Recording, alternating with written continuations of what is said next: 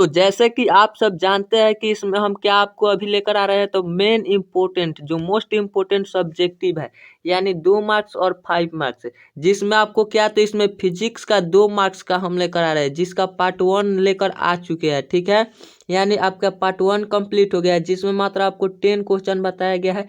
उसमें से आपको 2 या 3 फिक्स है कि लग जाएगा। ठीक है, इसका दूसरा पार्ट है जो यह है। ठीक है, इसमें भी 10 क्वेश्चन हम लेकर आए हैं। इसमें भी आपको क्या, तो इसमें भी 2 या 3 क्वेश्चन लग जाएगा, यानी हम आपको एक और पार्ट लेकर आएंगे 2 मार्क्स के लिए। ठीक है, यानी 3 पार्ट में हम पूरा 2 मार्क्स कंप्लीट करा देंगे, जिसमें से आपको पूरा का पूरा लड़ जाएगा। ठीक है, यानी पूरा जो इसमें दिया जा रहा है वो मोस्ट इम्पोर्टेंट क्वेश्चन। ठीक है, इसका यह फिजिक्स का है। ठीक है, अगर केमिस्ट्री का आप लोग अभी नहीं देखेंगे तो केमिस्ट्री भी देखिए, मैथ का भी हम लॉन्ग आंसर लेकर आए, यानी सभी सब्जेक्ट का हम लेकर आपको आ रहे हैं। ठीक है, यानी 2 मार्क्स और 5 मार्क्स, 5 मार्क्स का भी बहुत जल्द, यानी 2 पार्ट में इसको कंप्लीट करा दिया जाएगा। ठीक है, यानी एग्जाम से पहले, क्योंकि आपके पास अब समय नहीं है, खाली आपको क्या, तो इम्पोर्टेंट क्वेश्चन पर ज़्यादा ध्यान देना चाहिए। तो उसी को हम गाइड करने के लिए यह बेहतरीन चैनल है। ठीक है, तो इसमें आपको कोई दिक्कत नहीं होगा। जो आपको क्वेश्चन बताया जा रहा है इस पर वही जाकर आप इसमें इस हम बता रहे हैं वह लिखिए, या जैसे कि आप पहले भी पढ़ चुके होंगे तो वह अपना आंसर याद किए होंगे तो वही लिखिएगा। ठीक है, जो आपको याद है वही, क्योंकि आपके लिए जो याद पहले से होगा वह बेहतरीन होगा भाषा। ठीक है, इसीलिए आप उस पर ही ज़्यादा ध्यान दीजिएगा, क्वेश्चन देख लीजिएगा, और नहीं लिखे होंगे तो आप लिख भी लीजिएगा। ठीक है, तो चलिए बिना देरी करते हुए हम स्टार्ट करते हैं। तो देखिए मेरा प्रथम क्वेश्चन क्या है, तो देखिए इसमें पूछ रहा है कि कूलम नियम के सीमाएं क्या है। तो देखिए कूलम नियम के ऐसे बहुत सीमाएं, लेकिन जो मोस्ट आपको 2 मार्क्स का है तो 2 या 3 लिखना है। ठीक है, तो 2 ही इसमें लिखिए। तो देखिए आप लोग को कैसे लिखना है, तो लिखिएगा कूलम के नियम की निम्नलिखित सीमाएं है, ऐसे आप लोग लिखिएगा। तो देखिए कूलम के नियम के क्या सीमाएं होते हैं, तो ये सभी चुंबक के लिए काम करता है। ठीक है, या वह छोटा हो, बड़ा हो, या किसी भी साइज का हो, वह सभी के लिए। तो प्रथम में आपको यही लिखा हुआ है। ठीक है, क्या, तो यह बड़े चुंबक तथा छोटे चुंबक दोनों के लिए लागू होता है। ठीक है, आपको इसमें यही बताया गया। नेक्स्ट हमारा है कि देखिए कैसा भी चुंबक हो, उसमें ध्रुव शक्ति का जो मान होता है ना, वह चुंबक के जो खींचने का आकार होता है वह चुंबक के आकार पर निर्भर करता है, यही दूसरा में बताया गया है। यानी ध्रुव शक्ति का मान चुंबक के आकार पर निर्भर करता है, दिया हुआ है। ठीक है, तो इतना ही आपको लिखना है। नेक्स्ट हम देखते हैं, तो नेक्स्ट हमारा 2 नंबर। देखिए दोस्तों, अगर अभी तक चैनल को सब्सक्राइब नहीं किए होंगे तो ज़रूर से करिएगा। ठीक है, क्योंकि यह आप लोग के लिए बहुत ही महत्वपूर्ण, क्योंकि एग्जाम समय तक आपको इस चैनल से आपको हेल्प मिलेगा। यह कि 10th और 12th दोनों क्लास के लिए बहुत ही महत्वपूर्ण है। और इसे देखिए, इसे ऐसे मत छोड़िएगा, देखकर आप लोग इस क्वेश्चन का आंसर जहाँ से भी याद किए होंगे वही याद कीजिए, और नहीं किए होंगे तो इसको ज़रूर याद करिएगा, क्योंकि यह एग्जाम में बहुत ज़्यादा संभावना है इस सब क्वेश्चन को पूछने का। इसीलिए आप लोग पूरा आप सिलेबस देखने पर ज़्यादा फोकस मत कीजिएगा। ठीक है, नेक्स्ट हमारा क्वेश्चन है कि ट्रांसफार्मर का क्रोध प्रतदार होता है। यहाँ पर ड बना लीजिएगा, क्रोध प्रतदार होता है क्यों।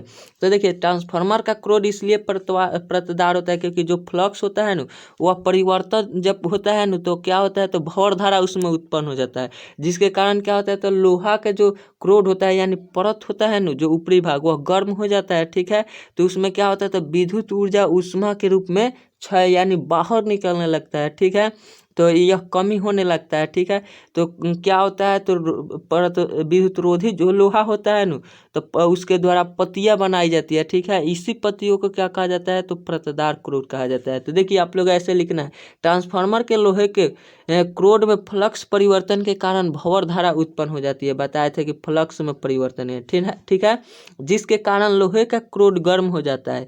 इस प्रकार विद्युत ऊर्जा उष्मा के रूप में क्षय होता है, यानी बाहर निकलने लगता है। ठीक है, इस हानि को कम करने के लिए क्या माने, जो बाहर की तरफ क्षय होता है तो उसी को कम करने के लिए क्रोध को एक दूसरे से विद्युतरोधित लोहे की पत्तियों द्वारा प्रतदार बनाया जाता है। ठीक है, और क्रोध को प्रतदार कहा जाता है। इतना ही आपको लिखना है। नेक्स्ट देखिए, नेक्स्ट हमारा थर्ड है। थर्ड में पूछ रहा है कि चुंबकीय तीव्रता क्या है।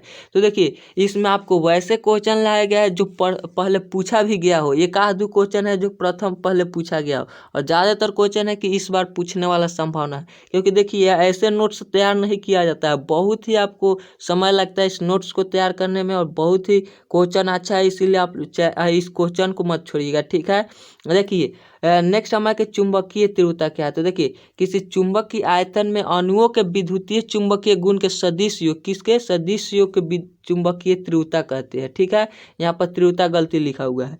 कहते हैं इसे क्या तो आई द्वारा सूचित किया जाता है, इसका एस आई द्वारा आई। ठीक है, और इसका एस आई मात्रक क्या होता है, तो एम्पियर मीटर होता है। क्या एम्पियर मीटर होता है इसका एस आई मात्रक। ठीक है, नेक्स्ट देखते हैं, तो नेक्स्ट हमारा कौन सा है 4 नंबर। 4 में पूछ रहा है हीरा चमकीला होता है क्यों।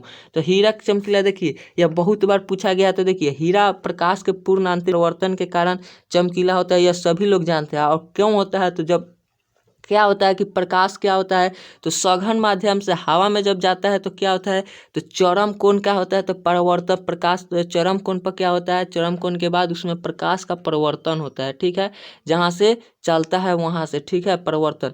तो इसी के कारण क्या होता है, तो पूर्ण आंतरिक परिवर्तन उत्पन्न हो जाता है और इसी कारण हीरा चमकीला होता है। तो देखिए आप लोग को लिखना है, अगर प्रकाश की किरण सघन माध्यम से हवा में जाए तो चरम कोण के बाद भी प्रकाश का परिवर्तन इसी माध्यम में होता है, माने जिस माध्यम में होता था, चरम कोण हो या कोई भी कोण हो, तो उसके बाद जहाँ से चलता है। ठीक है, इस पूर्ण आंतरिक परिवर्तन कहते हैं इसे पूर्ण आंतरिक परिवर्तन। इसी के कारण हीरा चमकीला होता है, आपको लिखना है। ठीक है, इससे ज़्यादा क्योंकि 2 मार्क्स है तो आपको ज़्यादा से ज़्यादा 5 या 6 लाइन 5 या 6 लाइन में आपको लिखना है। ठीक है, इससे ज़्यादा नहीं, क्योंकि वो बहुत लॉन्ग क्वेश्चन हो जाएगा। ठीक है, तो इतना में आप लोग कोशिश कीजिए 5 या 6 लाइन में कंप्लीट कर दे। ठीक है, नेक्स्ट देखते हैं, तो नेक्स्ट कौन सा है, तो देखिए नेक्स्ट है कि फोटो इलेक्ट्रिक सेल क्या है, यह कितने प्रकार का होता है। तो देखिए फोटो इलेक्ट्रिक सेल कितने प्रकार का होता है, तो 3 प्रकार का होता है। ठीक है, और यह क्या है, तो देखिए यह जो होता है, तो देखिए यहाँ लिखा हुआ प्रकाश विद्युत सेल प्रकाश ऊर्जा को विद्युत ऊर्जा में बदलने का एक साधन, यानी फोटो इलेक्ट्रिक सेल क्या है, तो प्रकाश ऊर्जा को विद्युत ऊर्जा में बदलने का एक साधन है, यानी तरीका। ठीक है, यह 3 प्रकार का होता है। प्रथम कौन सा है, तो प्रकाश उत्सर्जक सेल, दूसरा कौन सा है, तो प्रकाश वोल्टीय सेल, और तीसरा है प्रकाश चालकीय सेल। ठीक है, यही है। यह क्या है, फोटो इलेक्ट्रिक सेल, यानी फोटो इलेक्ट्रिक सेल को प्रकाश विद्युत सेल हिंदी में बोलते हैं। ठीक है, यह क्या है, तो प्रकाश ऊर्जा को किस में बदलता है, तो विद्युत ऊर्जा में। ठीक है, नेक्स्ट देखते हैं, तो नेक्स्ट हमारा कौन सा है 6 है। 6 में क्या पूछ रहा है, तो 6 में पूछ रहा है अर्ध आयु काल क्या है। तो देखिए अर्ध आयु काल आप लोग सिंपली जानते होंगे कि परमाणु के जो कुल संख्या होता है उसके आधे जब विघटित हो जाती है तो उसमें समय लगता है। ठीक है, आधा विघटित होने में, तो उसी संख्या को हाफ पीरियड लाइफ कहा जाता है। ठीक है, यानी परमाणु के देखिए लिखा हुआ है परमाणु के कुल संख्या में आधे परमाणु के विघटित होने में एक निश्चित समय लगता है।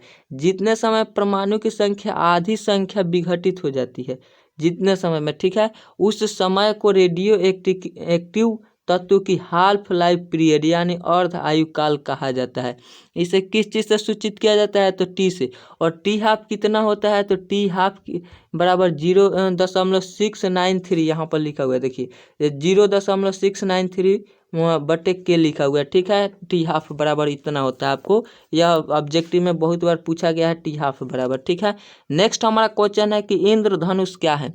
तो देखिए इंद्रधनुष क्या होता है, तो बरसात के दिन में आप लोग बहुत देखे होंगे कि आसमान में क्या होता है, तो बहुत सारे टाइप के एक पाइप की तरफ दिखता है, उसी को इंद्रधनुष कहा जाता है। ठीक है, तो यहाँ पर लिखा हुआ बरसात के मौसम में आकाश में धनुष के समान दिखाई देता है, जिसमें 7 रंग होता है। क्या 7 रंग, उसे इंद्रधनुष कहते हैं। ठीक है, इतना आपको लिख देना है। और भी इंद्रधनुष के बारे में लिख दीजिए, यहाँ पर थोड़ा छूट गया है। ठीक है, इसके लिए हम आपसे सॉरी बोलते हैं। ठीक है, नेक्स्ट हमारा है कि एलईडी क्या है, एलईडी।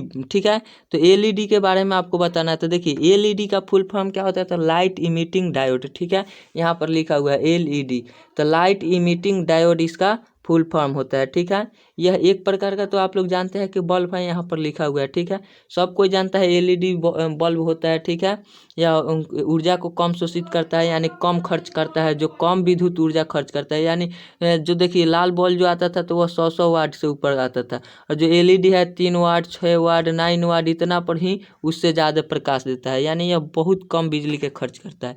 यह विभिन्न रंग का प्रकाश देता है, यानी इसमें जैसे भी एलईडी में आप लोग जैसा प्रकाश चाहिएगा, लाल, बैगनी, उजला या सफ़ेद ग्रे कोई भी इसमें चाहिएगा तो हो जाएगा, यानी ETC यहाँ लिखा।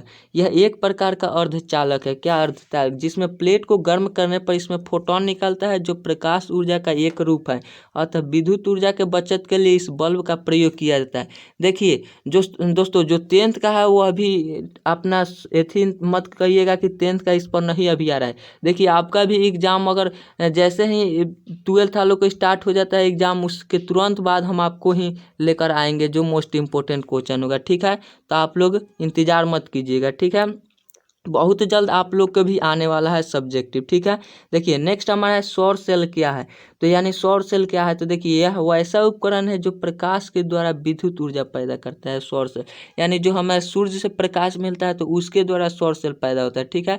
इसमें एक बड़ा प्लेट होता है। सौर सेल में क्या, तो बहुत बड़ा प्लेट लगाया जाता है जो सूर्य के विकिरण को सूचित करता है, यानी उसके जो विकिरण प्रकाश आता है उसको शोषित करता है। यह प्रकाश विद्युत ऊर्जा में बदलती है, ठीक है।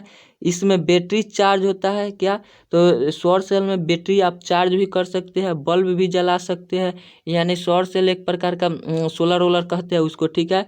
उसमें प्रकाश उत्पन्न भी कर सकते हैं, कुछ भी कर सकते हैं, ठीक है, लाइट के रिलेटेड, ठीक है। नेक्स्ट हमारा है कि क्या, तो देखिए नेक्स्ट है कि विद्युत फ्लक्स यानी इलेक्ट्रिक फ्लक्स को सिद्ध करें इस क्वेश्चन, ठीक है। तो विद्युत फ्लक्स क्या होता है, तो विद्युत क्षेत्र और क्षेत्रफल के जो क्षैतिज गुणनफल होता है ना उसी को विद्युत फ्लक्स कहते हैं, ठीक है। इसका ए सही मात्रा क्या होता है, तो न्यूटन मीटर स्क्वायर पर कूलम इन्वर्स होता है। Newton metre square coulomb inverse यह इसका मात्रक होता है, ठीक है। और विद्युत फ्लक्स बराबर क्या होता है, तो देखिए विद्युत फ्लक्स को किस चीज़ से सूचित किया जाता है, तो फाई से सूचित किया जाता है। फाई बराबर क्या होता है, तो EA cos थीटा होता है। यहाँ पर लिखा भी गया है EA cos थीटा। देखिए यहाँ थीटा इसको जीरो मत मानिएगा, थीटा बना लीजिएगा, ठीक है। और थीटा बराबर क्या, आप लोग जब लीजिएगा जीरो तो cos थीटा cos जीरो का मान 1 हो जाएगा तो EA हो जाएगा, ठीक है। वो तो यहाँ पर cos थीटा का मान 1 हो जाएगा तो केवल EA बच जाएगा, ठीक है। तो देखिए यहाँ पर केवल EA बचा हुआ है, थीटा फाई बराबर EA, ठीक है। तो आपको फाई बराबर EA लिखना है। cos थीटा का मान 0 जब रखिएगा तो 1 आ जाएगा, ठीक है। तो खाली EA हो जाएगा, ठीक है। इसे फाई से सूचित किया जाता है। तो चलिए मिलते हैं हम इसका थर्ड पार्ट लेकर, जिसमें आपको कंप्लीट 2 मार्क्स करा दिया जाएगा, ठीक है। उसमें 15 से 17 आसपास में आएगा, इससे ज़्यादा नहीं। आपको टोटल मिलाकर 35 से ज़्यादा 2 मार्क्स का नहीं दिया जाएगा, ठीक है। तो चलिए मिलते हैं नेक्स्ट पार्ट में।